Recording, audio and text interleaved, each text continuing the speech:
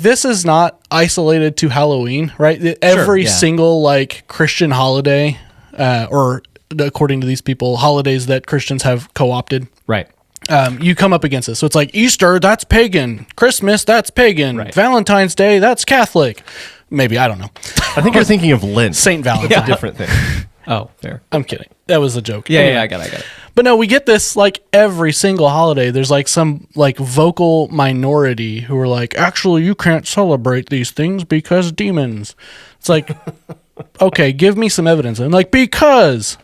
So like, I want like give some honest feedback on where you stand with those things. Like when you encounter that argument, let's pretend for a moment that this is just purely an apologetics conversation where you've got someone coming at you and like, you shouldn't celebrate Easter because this like background of it. Like, how do you respond to that? What is the response when someone says that Christians can't or shouldn't celebrate these things? I'd love to hear your thoughts first, but I think an interesting, like, something to go alongside that as well is where is the claim legitimate? Like where does this concern become legitimate? So I think we can talk for one about why it's okay maybe, but also I want to talk a little bit, and maybe this gets into what we're going to talk about next, but where it's legitimate as well. Yeah, again, you can do worse than being careful about things. So I just want that to be said. That's probably how I'd start this conversation. Or even if it's like a church member, I'd be like, yeah, I mean, I respect the desire to be careful about some things. Here's my take, I guess, on all this stuff. Like when you look at like, the Christmas tree is pagan, or like, Easter, for example, was actually some other religious holiday, and then Christians kind of hijacked it or something like that.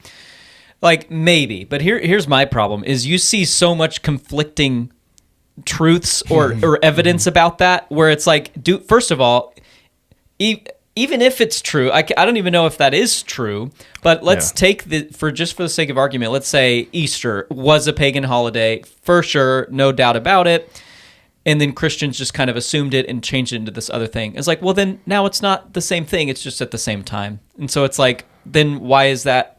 If you celebrate Easter, celebrating rightly the resurrection of Christ Jesus, just because it landed on the same day as some other ancient religious deal, I don't see a problem. Right, like people have lived here for a long time, right? on planet Earth. Oh, I mean, yeah, for sure. So every single day of the year is some cultures, somewheres like pagan holiday. Yeah. So you can't. Yeah, that's what I'm saying. Like things are going to overlap.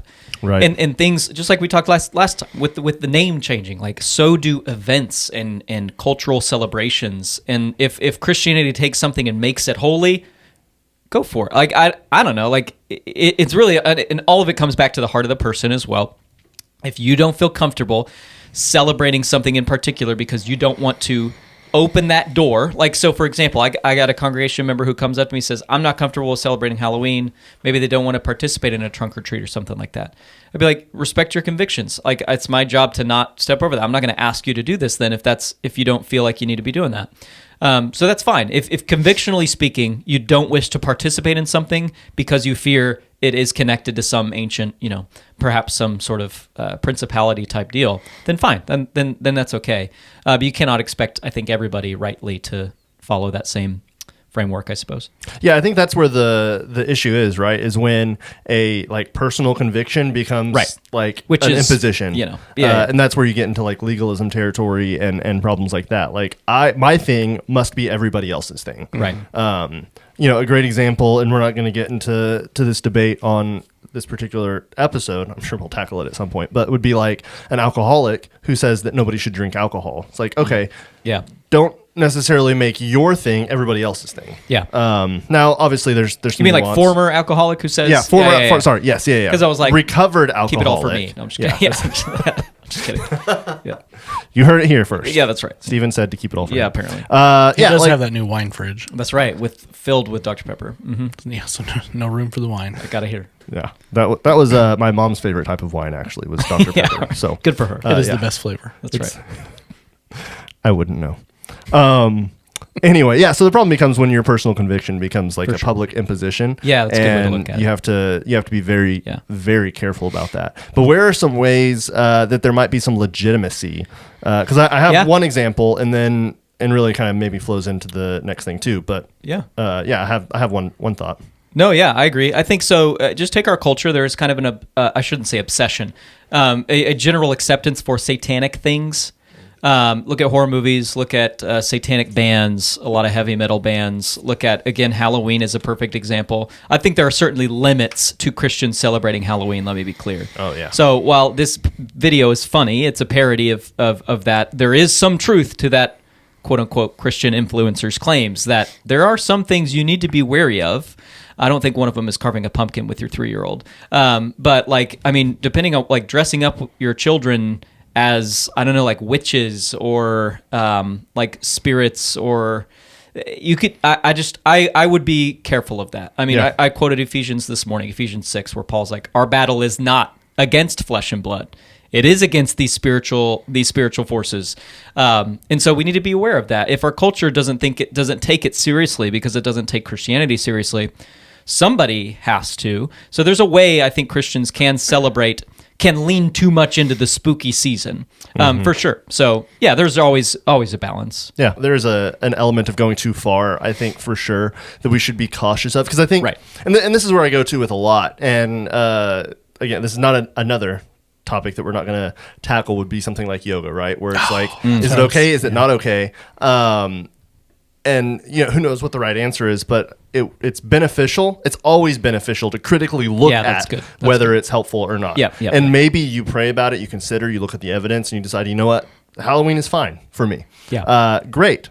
But maybe at least have a thought about it, because I think we can be too dismissive, like, oh, you're just crazy, legalistic, whatever. Right. And it's like, well, no, at least like consider it. Do the due diligence to say, hang on, is this the right thing for my family? What am I inviting in? Because I think the discussion of, okay, this is a different thing now, or it was this holiday, now we're redeeming it, it's just happens to happen on the same day or whatever, kind of starts to lose water when you look at a lot of what God commanded throughout the Old Testament, with the idea of sin permeating even like the ground and the animals and our environment and our setting. Right. And so there's this element of like, okay, with some things, we should completely eradicate any source of sin. You look at all throughout 1st and 2nd Kings, where God says, hey, remove the high places, and they don't. And you have kings that's right. The narrative says they were good kings. They followed in the footsteps of their father David.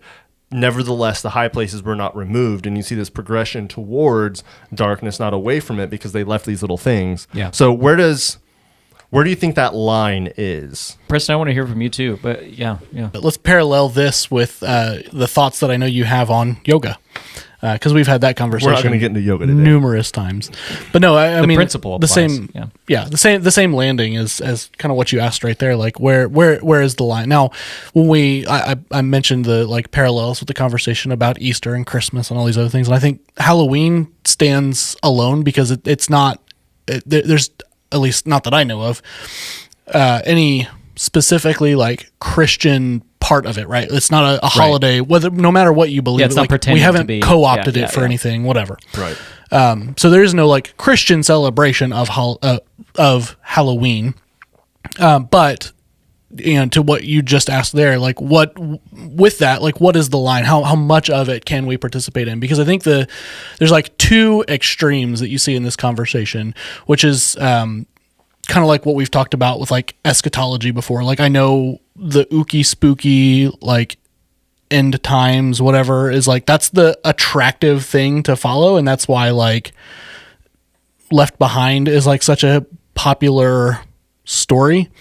And so similarly, like with Halloween, that like it's too easy to get like totally caught up in the like, ooh, this is spooky, this must be the thing, like this is bad because that's cool and interesting. The same way that Baptists get about the Holy Spirit. Yeah.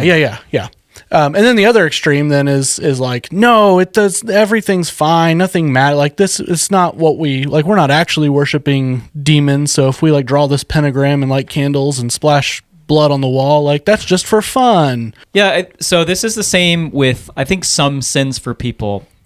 Some things that are sin for one person may not be for another. And I think you're getting to where we're kind of going next. Yeah, perhaps. Which that may be the passage that you're quoting. It's like don't essentially tempt one another. Well, it's part of that whole Sure. discourse. It's Okay, not that okay, exact sure, passage. sure. Say your thing, and then we're going to run a thing. No, it's like, well, you, first of all, be respectful of other believers' convictions, assuming it's a biblically based conviction. That's what I want to say. Even if it seems extreme to you, be respectful of it, assuming it's not hindering anyone else's ability to worship God.